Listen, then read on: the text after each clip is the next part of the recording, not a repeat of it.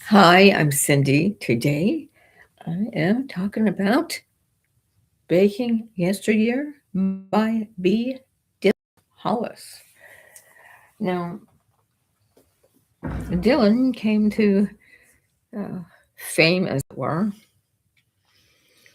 doing cooking TikToks during COVID. And this is the book that came out of that experience for him. It's really not your typical recipe book. It's pretty much chronological by decade through the years 1900 to 1980, with about 100 recipes pulled out of old community cookbooks, other vintage sources.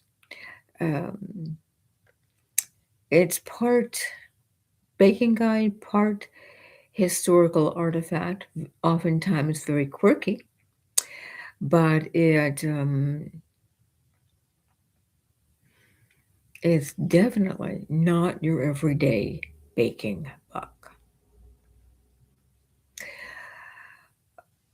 Dylan came to be known as baking forgotten recipes from antique cookbooks and reacting. Also, the taste test was very telling. When it worked, you could see it. And when it didn't work, oh yeah, you couldn't hide it. So it's fun. It was a fun thing. They translated well into this cookbook. Um, Lots of humor, very charming. And here is a picture of Dylan on the piano. He actually was a music major. And then we have him, his car. He likes vintage cars as well as he likes vintage recipes.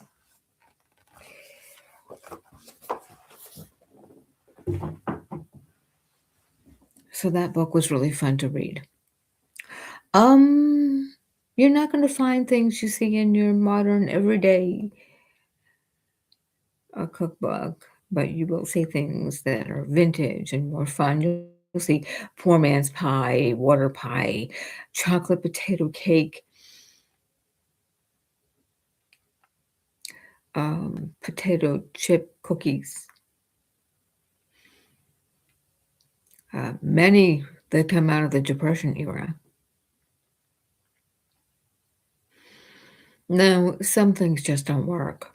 Like I said, he would do taste testing as he would bake on social media. So when it didn't work, as is the case for the spaghetti jello rings, I do not recommend. Or the pickle cheesecake, you might want to not taste that. The book isn't really an instructional guide, obviously. It's a playful time and cooking recipes. And he does talk about the history of different eras as he's baking, even in the book. Um,